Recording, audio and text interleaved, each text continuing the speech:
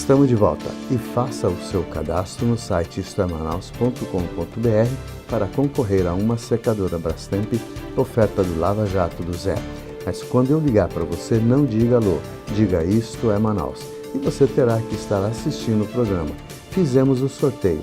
A senhora Irlane Simões de Freitas foi sorteada, mas fez o seu cadastro errado. Insistimos e fizemos um novo sorteio. Foi a senhora Regina Germano da Silva, moradora da Lagoa Azul. Telefone final 06. Perdeu porque não disse Isto é Manaus. No próximo bloco, vamos continuar na Vinheria Adega, onde continuaremos conversando com o assessor do apto, Sr. Takashi Yamauchi. É só conferir.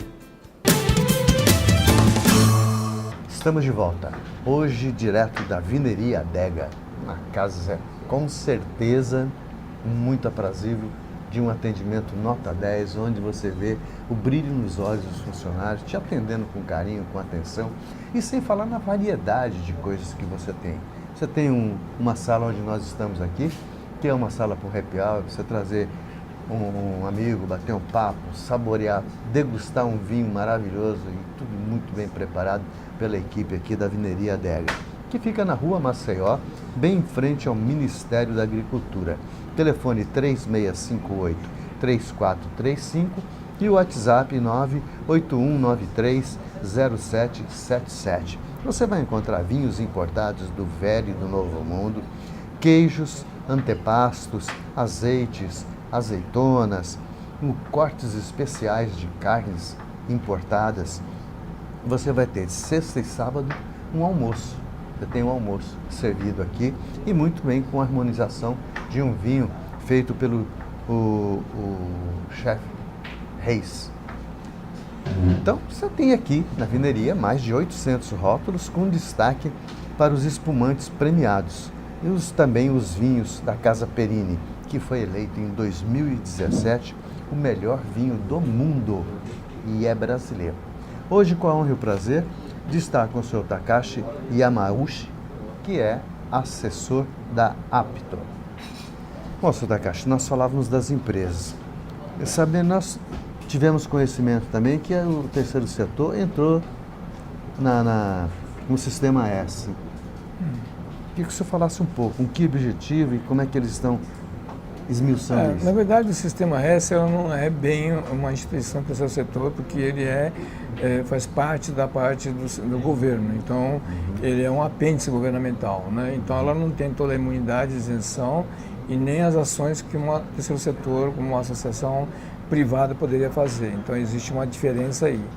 Por outro lado, tem muitas empresas que adotaram montar a instituição do terceiro setor dentro delas, mas grande parte das organizações montadas por empresas estão atuando de uma forma equivocada. Em primeiro lugar, porque ela não montou com o objetivo de que, com isso, ela pudesse fazer realmente uma ação socioambiental como as normas exigem. Eles estão fazendo simplesmente um assistencialismo, uma caridade, uma beneficência, e com isso não atende às normas de responsabilidade socioambiental.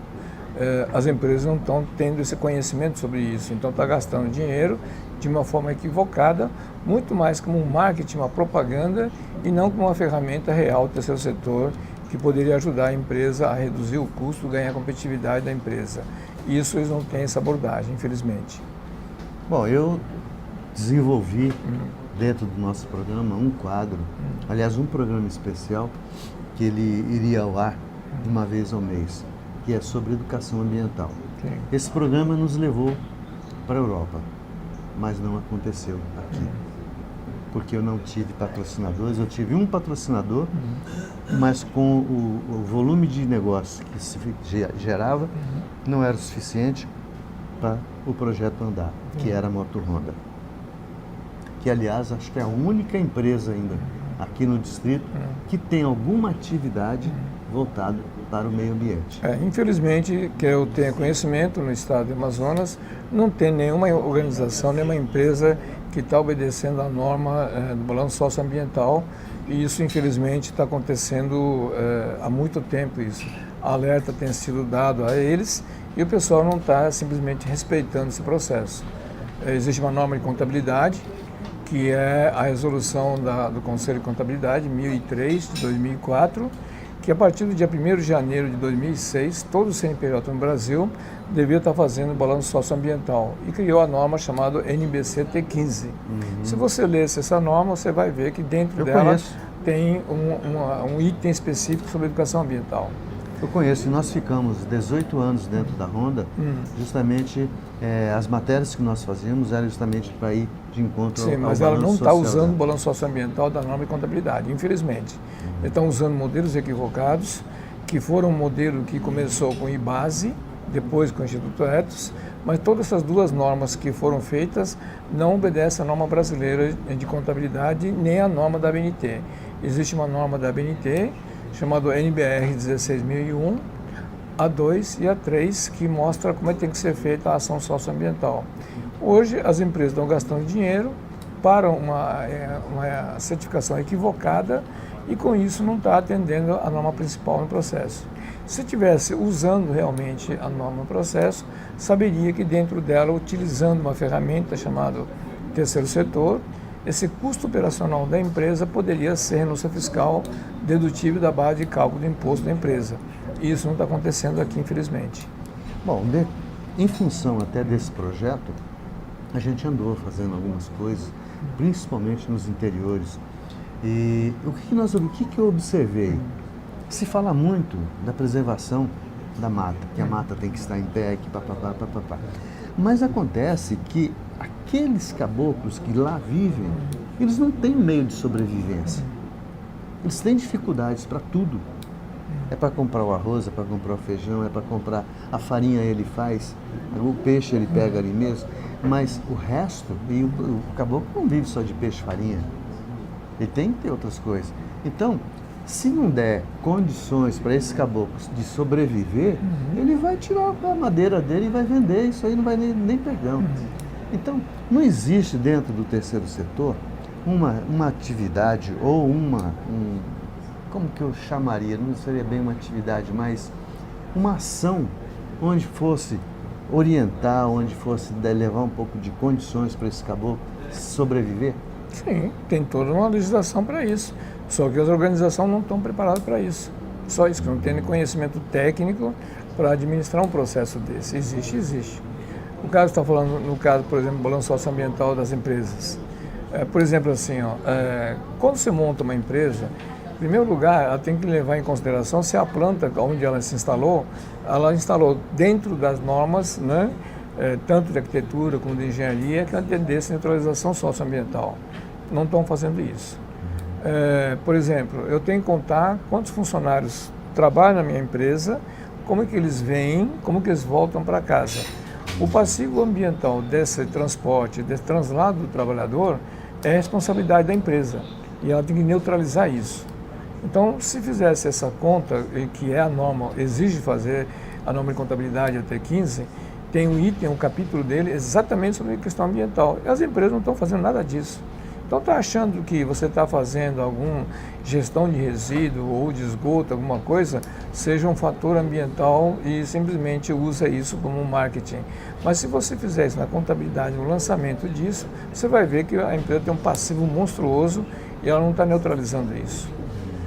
Para que possa fazer essa neutralização e que isso não seja custo operacional na empresa e que não reflita isso na composição do custo final dos seus produtos e seus serviços, nós fizemos aqui um evento na Federação das Indústrias de Amazonas explicando o que é renúncia fiscal. Por quê? Muitos contadores daqui imaginavam que, como aqui a Zona Franca de Manaus tem uma condição especial, não poderia usar a renúncia fiscal. E nós mostramos que não existe na legislação do Imposto de Renda exceção para a Zona Franca de Manaus. Como isso não era suficiente, né, e o grupo de contadores, um monte de coisa, começou a mobilizar um trabalho contra essa informação, nós tivemos que organizar um seminário dentro da Federação das Indústrias e fiz questão de chamar o delegado da Receita Federal, para que ele pudesse mostrar para os empresários o que era isso. Bom, dados de 2009. O estado do Amazonas perdeu 2 bilhões e 800 milhões de reais de renúncia a incentivo fiscal que estava disponibilizado e não foi utilizado. Dado agora de 10 a 2015, agora, últimos dados, esse valor passou para 3 bilhões e 400 milhões. Então, não adiantou nada explicar que o pessoal não está utilizando isso. E não tem organizações ainda também capacitadas para receber esse recurso. Então, você tem um grande número de instituições no Estado, elas não estão legalizadas para receber esse recurso. E isso está gerando uma perda violenta aqui no Estado. Gente, olha, eu fico muito feliz quando eu posso ter um profissional desse quilate no nosso programa, porque, como diz o meu cinegrafista Samuel Pimentel, esse não é um programa, essa é uma consulta, isso é uma aula. E agradecemos também imensamente a Vineria Adega, que empresta esse cenário maravilhoso para que a gente possa trazer os nossos convidados, tomar um bom vinho, bater um bom papo e ainda, sem falar, de usufruir das iguarias que a Vineria tem. Sr. Takashi, eu estou vendo que o tempo vai indo e a gente tem muita coisa ainda para falar, sim, mas vamos lá. O terceiro setor, como é que ele se encaixa dentro do transporte? Que benefício ele pode trazer para o transporte? Em primeiro lugar, é o seguinte, se você olhar a Lei 12.187/09, que é o Plano Nacional de Mudança Climática, é bem claro no seu artigo 11 que todo o setor de transporte, não interessa se é carga, passageiro, o que é, ele é obrigado a fazer a questão da neutralização ambiental. E tem uma meta firmada pelo governo, que é o acordo, o protocolo, que foi firmado em Estocolmo, em Copenhague, aliás, e o último agora em Paris, que o Brasil definiu que de 2010 a 2020 as empresas brasileiras teriam que fazer redução de emissão de gases, consumo de água e energia em 36,1% e até 2030 em 40%. Isso faz parte de uma legislação federal chamada Plano Nacional de Mudança Climática. Para poder fazer esse segmento, eu teria que estar usando o terceiro setor e bem como teria que estar fazendo o balanço socioambiental para dimensionar qual é o passivo que as empresas teriam para poder fazer essa compensação. O pessoal não está nem preocupado com isso. Se você fizer essa ação via associações ambientais, que você tem um monte de entidades ambientais aqui no Amazonas, por exemplo, essa neutralização que a empresa teria que fazer de transporte, ela poderia ser isso transformado em renúncia fiscal, então dedutível da base de cálculo do imposto da empresa. Nem isso está sendo feito. Então não está obedecendo à lei principal e também não está fazendo nenhum uso de renúncia fiscal. Se trabalhar isso em transporte coletivo, piora a situação. Por quê? Transporte coletivo é uma concessão pública, é um serviço público. Por isso que é dado, tem licitação e tem todo um regulamento que tem que levar trabalhador com desconto, tem que levar estudante com desconto, assim como deficiente e idosos de graça. E a pessoa que opera essa empresa de ônibus é uma empresa limitada, consequentemente com toda a carga tributária. E não precisaria nada disso.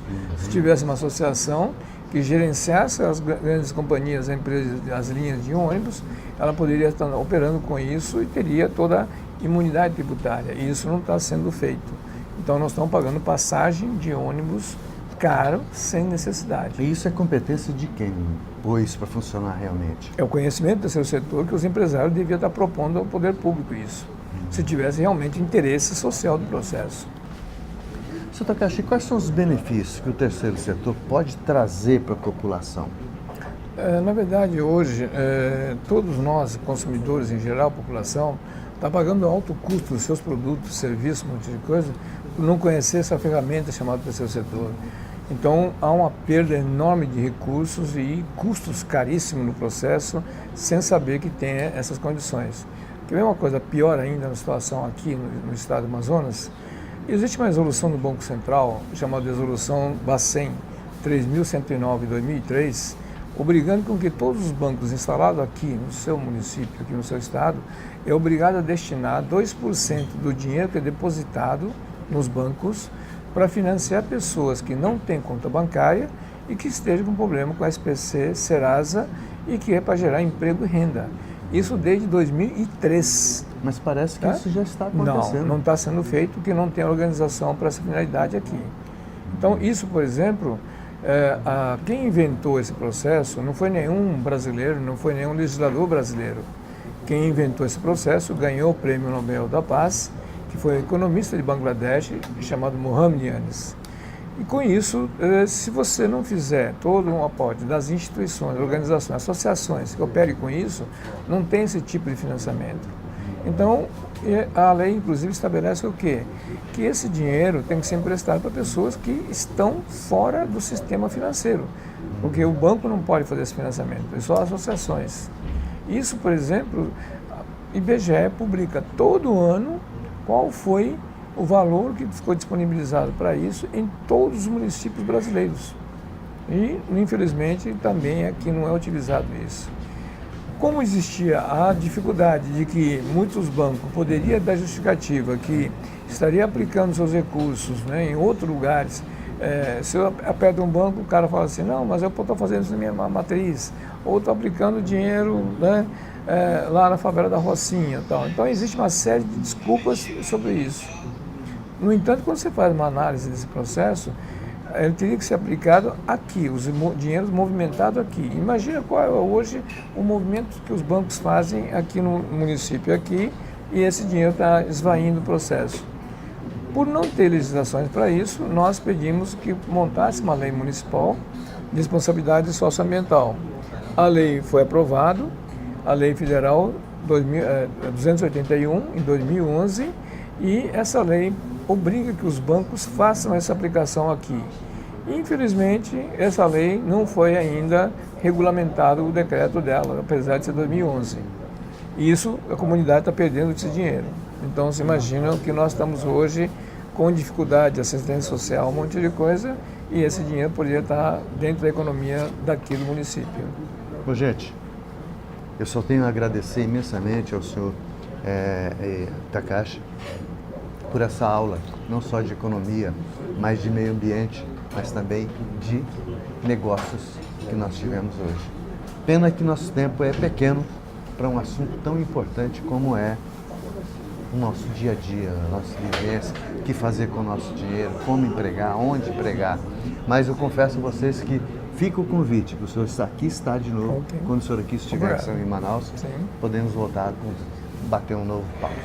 Nossos agradecimentos também à Vineria Adega, fica na rua Maceió, em frente ao Ministério da Agricultura, telefone 3658-3435 e o WhatsApp 981930777, que emprestou esse cenário fantástico e também nos deu a oportunidade de degustar aqui um vinho maravilhoso. Hoje estamos tomando um chileno, lá da região de Tarapacá, e é vinho que eu aprecio muito e é muito bom. E aqui você encontra uma série de coisas boas, sem falar no almoço, na sexta e sábado, com a harmonização que o chefe Reis faz para você todos os sextas e sábados. Sr. Takashi, muitíssimo obrigado pela gentileza de estar conosco e nos encontramos no próximo sábado, às 11h30 da manhã, na sua nova TV em Tempo, canal 10, e na sua TV web www.istoemanaus.com.br, 24 horas no ar. Até lá!